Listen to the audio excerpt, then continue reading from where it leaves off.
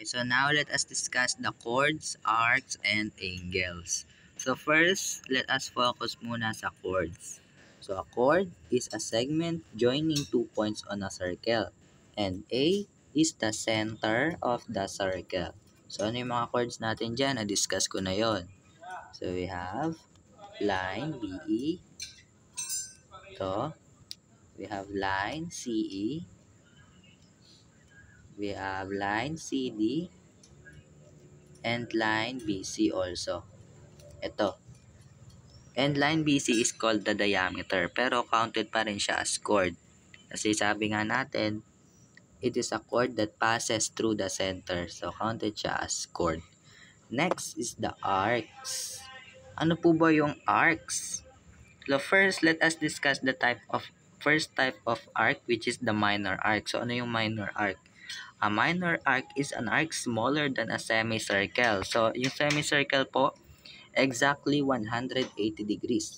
So, pag sinabi po nating minor arc, ang measure po nito is less than 180 degrees. Okay po. So, for example, ito, matatawag natin tong line, itong arc BD na minor arc, itong line BE, arc BE, arc EC, and arc CD. Yan po yung ating tinatawag na minor arc. So, next type is the major arc. So, pag sinabi po nating major arc, the measure of a major arc is difference between 360 degrees and the measure of its related minor arc. So, pag sinabi po nating major arc, ang measure po nito is greater than a semicircle but less than 360 degrees. So, lalagpas po siya ng 180 but hindi na siya lalagpas ng 360 degrees. So, ano po ba yung mga major arc natin dyan? We have B line, arc BED. Tatlo po yung tatlo po yung letter kapag major arc. We'll have arc BED. Ano pa? We have arc BCD. We have arc DCB. So, ayun po yung mga yon. Ayun po yung major arc. Okay po. So, next, focus na tayo sa angles. So, na-discuss ko na minor arc measures smaller than a semicircle or ang measure nito is less than 180 degrees. Ang major arc naman is measure nito is greater than a semicircle or greater than 180 but less than 360 degrees. So, pag sinabi po, let us focus naman dito sa angles. So, first type of angles is the central angle. So, mag-drawing tayo ng circle. Drawing tayo ulit ng circle. We have point A ulit. So, meron tayong dalawang line dyan. Ito ay B and ito yung C. Okay po.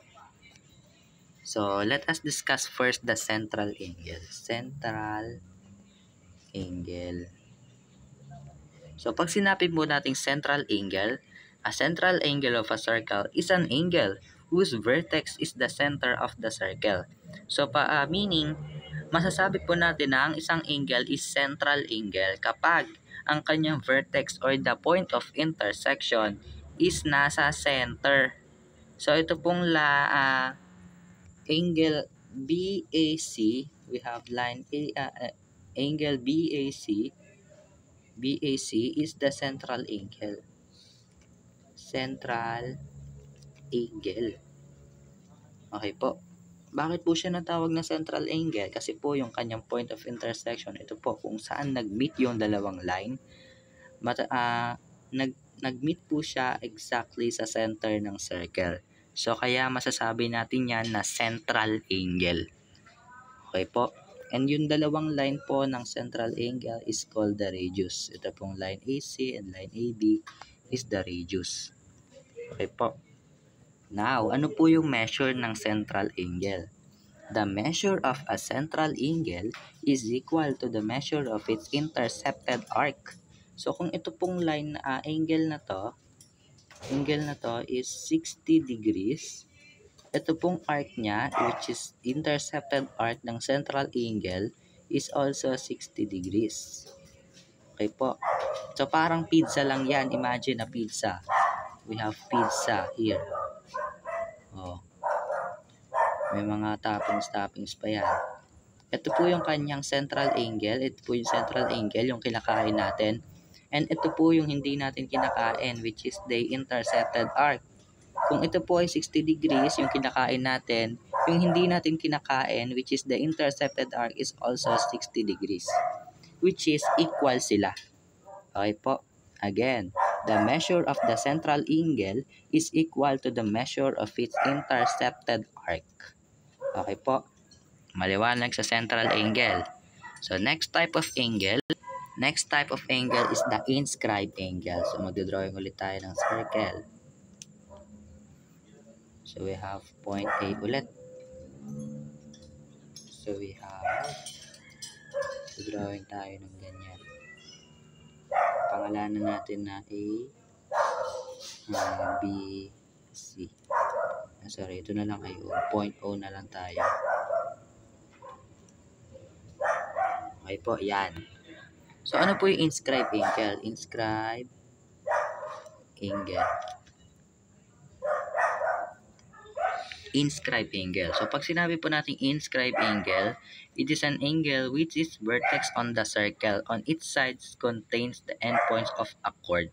So, pag sinabi pong inscribed angle, yung vertex naman niya o yung kanyang point of intersection is nasa circumference na ng circle.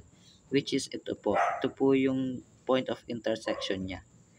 Kung sa central angle, yung point of intersection is nasa center lang. Dito po is tatama na sa circumference ng circle. Okay po. So, masasabi natin na ang isang angle is inscribed kapag ang vertex or the point of intersection is nasa circle or nasa circumference ng circle. Okay po. Now, ano naman ang kanyang measure? Kung dito, the measure of the angle, central angle is equal to the intercepted arc. Dito naman po, the measure of the inscribed angle is 1/2 of the intercepted arc.